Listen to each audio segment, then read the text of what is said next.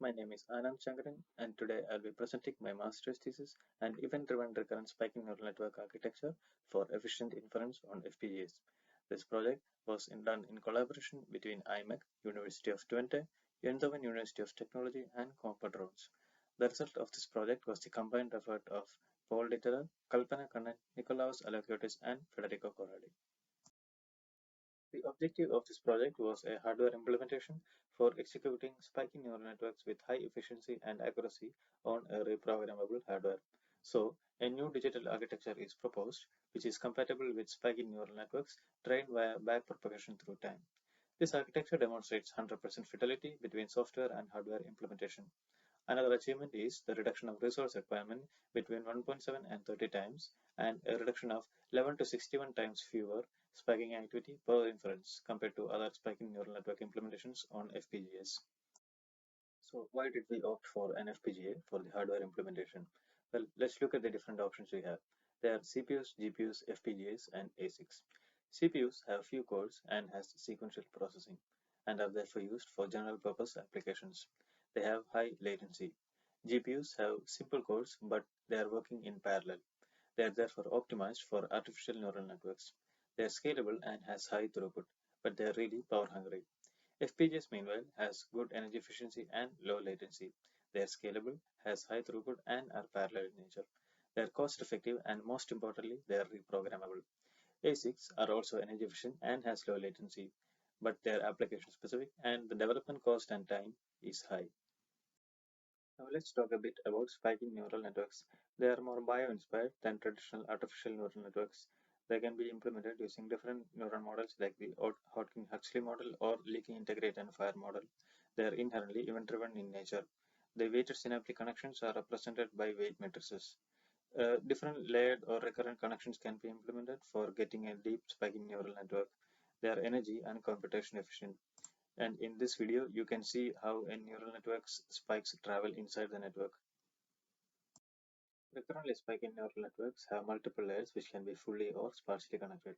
When they are trained with back-propagation through time and surrogate gradients, they achieve a really good accuracy on temporal tasks such as gesture, speech, radar, and biomedical signal processing. They also have sparse activations, so they can be optimized during training to also have sparse connectivity just like any other neural networks. For the case of handwritten digit classification, as seen here, the input is provided by means of spikes. This is a software simulation of a recurrently spiking neural network. At each time step, we provide a single row of the image or the digit to be classified to the first hidden layer via weighted connections. The hidden layer is also recurrently connected and the spiking activity is sent to the output layer. The activity on the output layer after training will reflect the input class. The most active neuron during the presentation of a single digit represents the digit, as in this case, the most active neuron is the neuron with the neuron number 8. The plot also shows the spikes in white dots for the neurons in the two layers. For a full digit representation, as it can be seen, the activity of the neurons is sparse in time, which can be exploited in FPGA if we use an event-driven architecture. This is what we do in our design to provide a generic hardware architecture for efficient execution of recurrently spiking neural network software models. Here you can see the software simulation of the recurrently spiking neural network. In the first column, you can see the inputs are provided as binary handwritten digits to the network. The second column shows the spiking activity within the network. The third and fourth column shows the output spikes and the membrane potential of the output spike in the output neurons. For these two columns, you can see the pattern that the blue line represents that the membrane potential. The red line shows that the membrane potential has crossed the threshold value, and the green line represents that the neuron is spiking correctly or the neuron is classifying the image correctly. The inputs are provided in a time-discretized manner. It is provided to neurons which are a simplified integrate and fire neuron model. All the calculations are integer based and the weight bits or the synaptic weights are represented using 4 bits. All the inputs are represented at each time step. The hidden spikes are produced inside the recurrently spiking network in the first layer, and it is connected to the first hidden layer through the weighted connections. Every neuron can fire maximum of once per time step.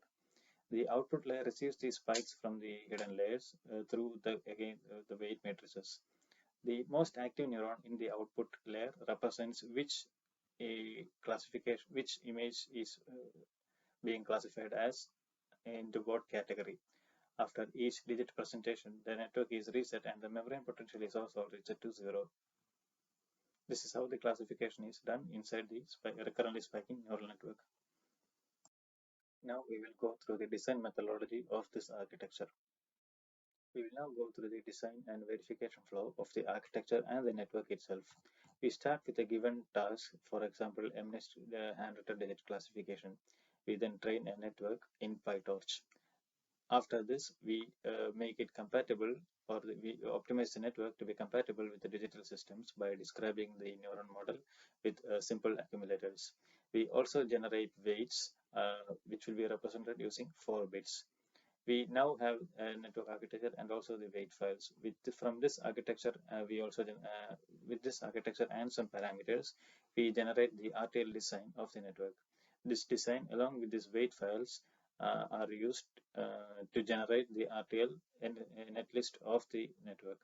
This netlist is used for implementation of a target FPGA, and then we obtain the bit file.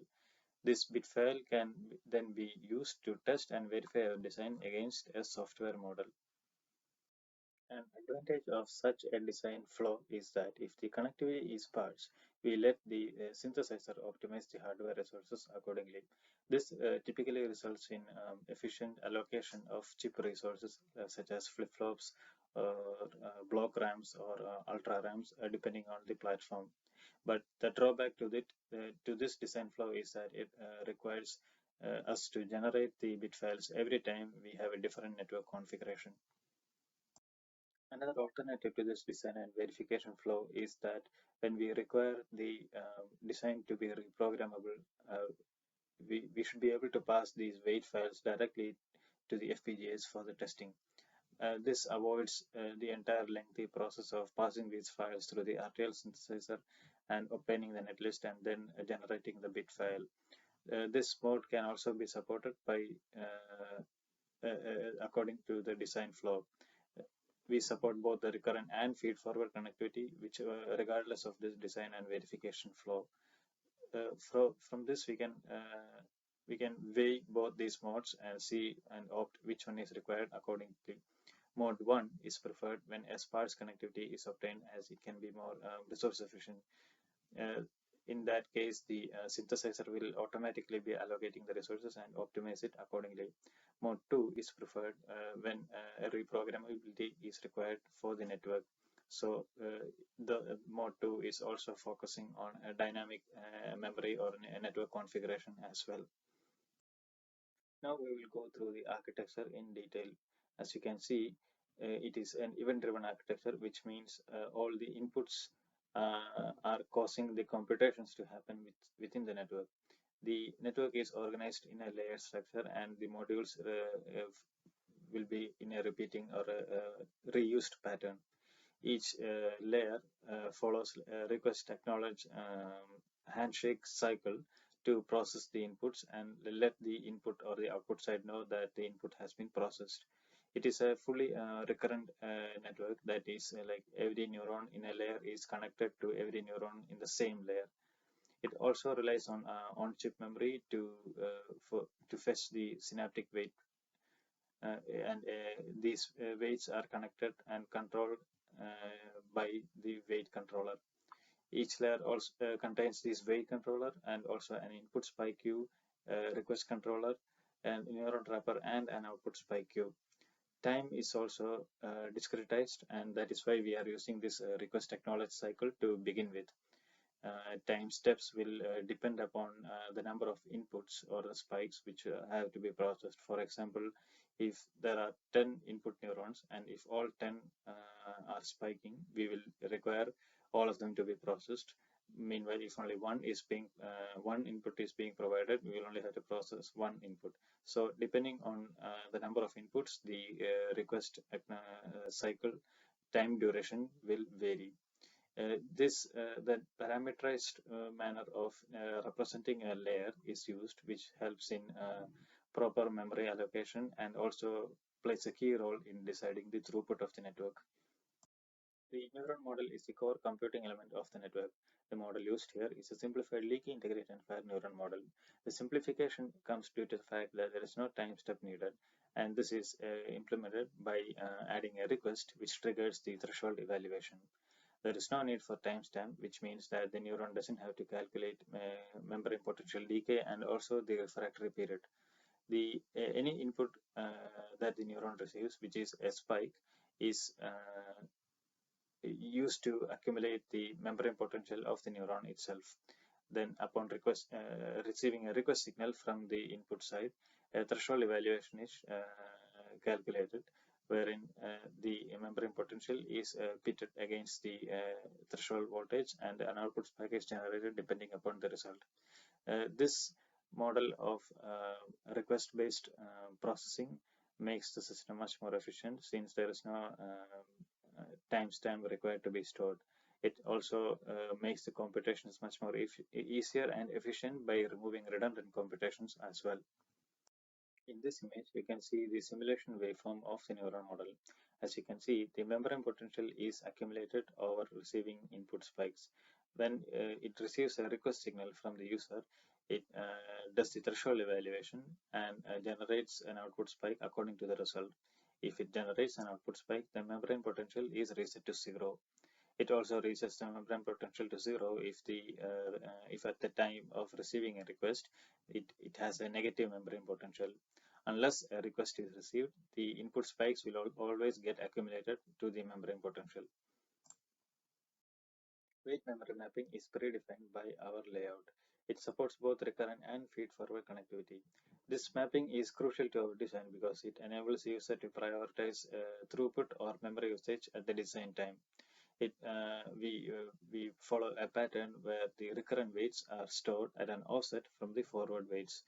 As you can see in this example image here, consider an 4x2 network, and all the green blocks represents the forward connections, and all the yellow blocks represent the recurrent connections. These can be stored in multiple patterns, and these patterns can be decided by the user in a parameterized manner, which will again dictate the throughput of the system as well.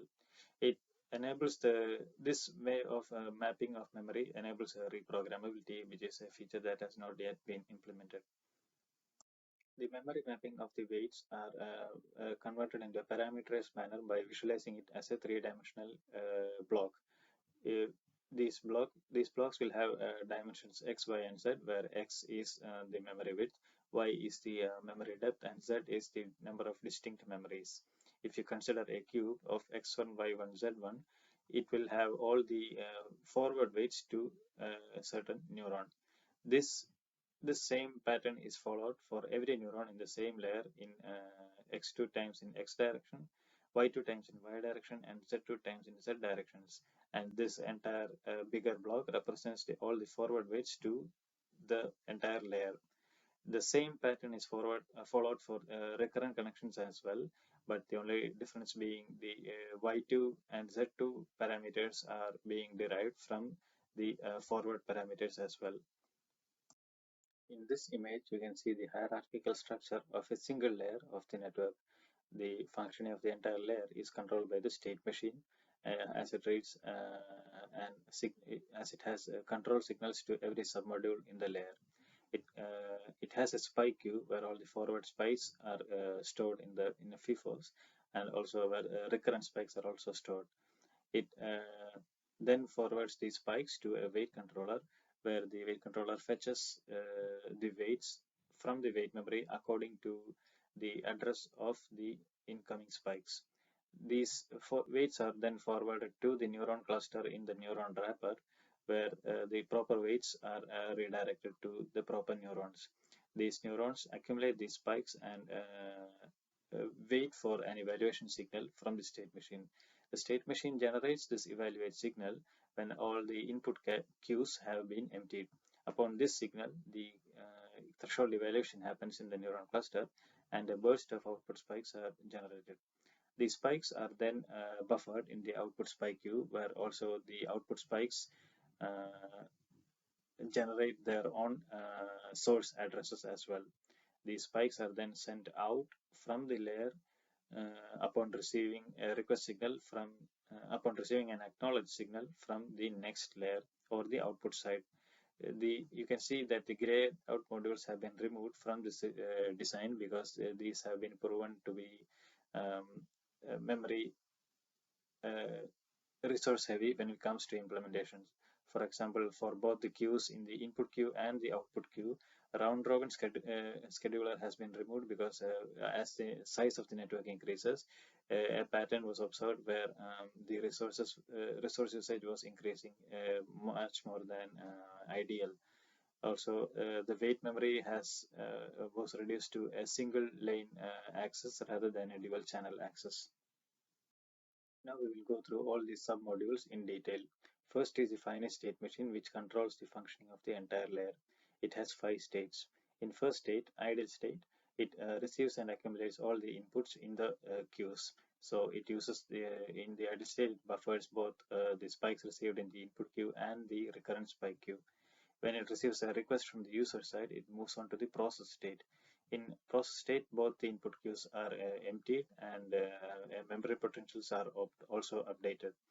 After emptying both the queues, it moves on to the communicate state, where it triggers the threshold evaluation of the neuron cluster. This is done using an internal signals.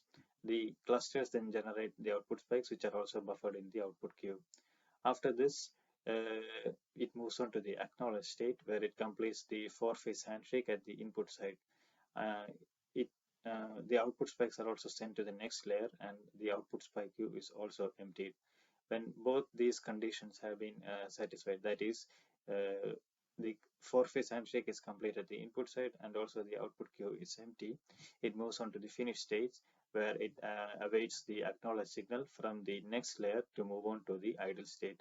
When it reaches an idle state, an entire processing cycle is complete and it moves on to process the next set of inputs. The spike queue maintains two separate FIFOs for input spikes and recurrent spikes. This is because the recurrent spikes have to be processed first and then followed by the forward spikes. These spikes are represented as address of the neuron that spiked. The queues have a configurable depth, and usually for recurrent queues, the depth is equal to the number of neurons in the layer. This is because in a single time step, a neuron cannot fire more than once, and each queues are emptied upon request signal from the state machine. This is done using a state machine because when we used a round robin scheduler, it was found to be really resource heavy for the system. The function of the weight controller is to fetch the right weight from the memory depending upon the source of the neuron that spiked. The neuron source address spike direction is used to decode the memory address, which has to be read. The weights are also fetched as vectors first and then provided to the right cluster of neurons for processing. The neuron addressing module then decodes this cluster and redirects the spikes and the weights to the correct neuron. A similar working principle is used for processing the recurrent weights as well. The only difference being a separate channel is used to fetch the recurrent weights from the memory. The neuron wrapper contains all the leaky integrated and fire neuron clusters. The size of the cluster is determined by or limited by the memory bandwidth available on the platform. It also contains a parallel to serial shift register and also an address generator. We use the shift register to convert all the parallel spikes that are coming as an output from the clusters to be converted to serial, because the inputs of a layer are in the format of spikes which are serial in manner. The address generator is used to generate the source address of every spiking neuron, and this is done locally inside the neuron wrapper. The output spikes are sent from the output buffer upon receiving a signal from the state machine. Here again, we use the state machine to schedule the emptying of the queues rather than a round robin scheduler, because round robin schedulers were really resource heavy for bigger networks. The output spikes from the output buffer are also redirected to the output of the layer and also to the recurrent spike queue of the same layer. This is how the recurrent connection functionality of the network architecture is implemented. The network interface at both the input side and output side are really simple.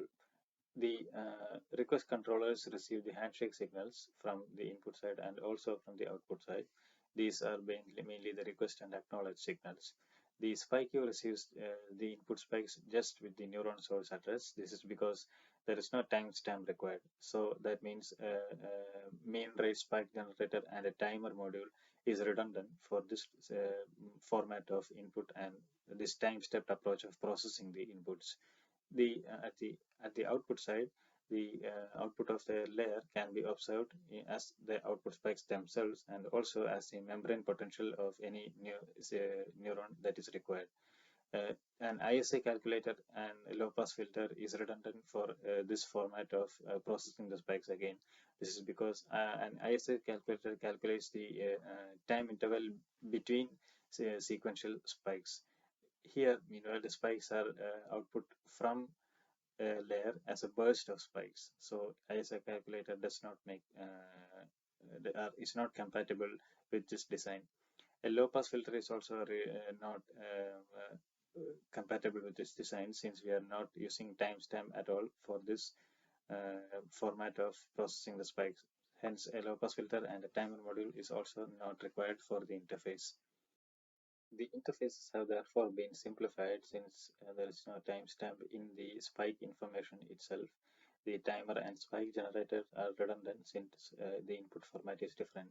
Input is also now time multiplexed due to this request-based input processing, and the spikes are sent as batches of spikes instead of spikes in parallel. The interspike interval and low-pass filter again is not compatible with the data type of the spikes according to the design. The output spikes are observed as spikes in serial or parallel and also can be observed as the membrane potential of any neuron in the output layer. Now we will move on to what this architecture was able to achieve.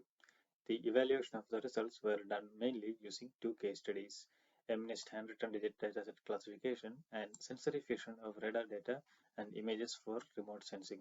In the first image, you can observe the spiking activity within a layer while processing an input for the MNIST dataset. The images are represented as binary pixels, and each row of the image is sent as an input followed by a request signal. Each of these request signals represents a time step in the input. In the second image, you can see the cropland classification.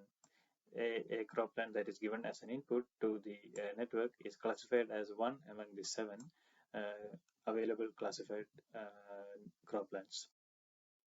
Now we will move on to the results. We will consider resource utilization and accuracy.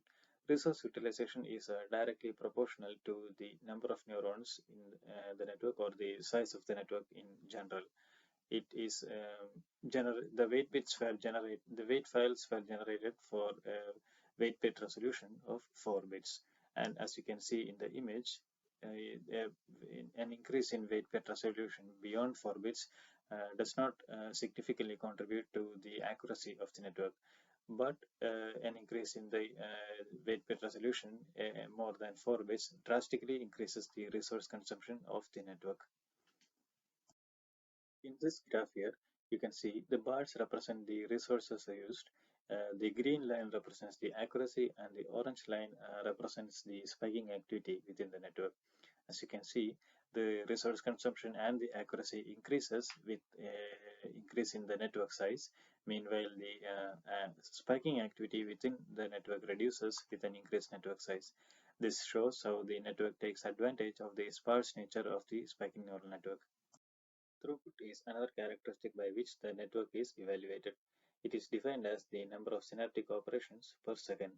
For this design, the throughput depends upon the weight mapping parameters. X1 times Z1 operations are performed per clock cycle for every input, and this is maximized as X1 times Y1 times Z1 for every neuron in the layer. And for processing all the inputs, it requires Y1 plus 1 clock cycles. And this pattern repeats for every layer inside the network. So for the formula for calculating the throughput is x1 times y1 times z1 divided by clock period times y1 plus 1 summated over all the layers of the network. and you can see how throughput can be maximized by minimizing y1. But at the same time, memory utilization can be maximized by maximizing y1 times y2. This is because y1 represents the depth of the memory. So it's up to the user to decide on a throughput or prioritize on throughput or memory utilization as per their requirement. To conclude with what this architecture for implementing spiking neural networks on FPGAs has achieved, here are the key points. The architecture is fully event-driven in nature and is based on request acknowledge based input processing. It achieves 100% fidelity of software to hardware conversion. The calculations within the neuron model are simplified, and there are it is based on a time step approach, and therefore no timestamp is required. This simplifies the calculations because there is no more calculation of the membrane potential decay or refractory time period. Memory requirements are therefore reduced, and networks networks trained with weight matrices or sparse networks will be even more memory efficient. This network also supports recurrent connections since the output spikes in every layer were also directed to the same layer again. The redundant and inefficient submodules like the round-robin schedulers and the multiple weight memory modules were also removed, which again contributes to saving more resources. The parameterized approach of mapping the weight memory made it easier for making a trade-off between the throughput and the memory utilization of the network. This also means the network configurations can be changed through these parameters. It is also scalable, and the networks can also be configured with multiple FPGAs as well. This is possible due to the request acknowledge cycle-based communication between multiple layers. The trade-off between throughput and memory overhead can be made, and also there is a trade-off between accuracy and also resource requirement. Time discretization of inputs also reduce the complexity of the design, which is an uncommon approach when it comes to hardware implementation of spiking neural networks. The low spiking activity towards bigger networks was also observed. This is a proof that the architecture is exploiting the sparse nature of the spiking neural networks in general. Thus, I conclude my presentation. Thank you.